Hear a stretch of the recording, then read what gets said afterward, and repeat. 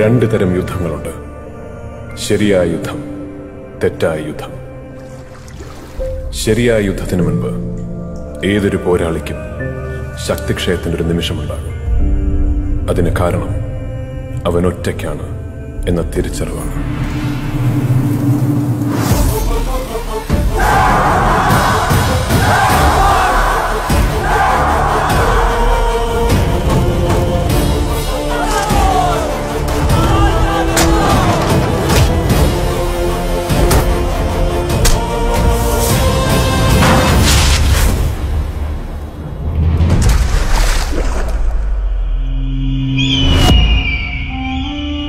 ആപത്തിൽ ആരൊക്കെയോ രക്ഷിക്കാനെത്തും.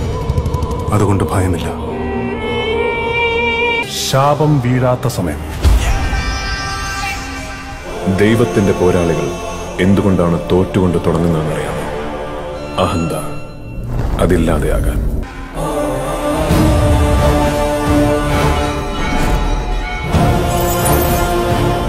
तुम खुद जाओगे या नहीं?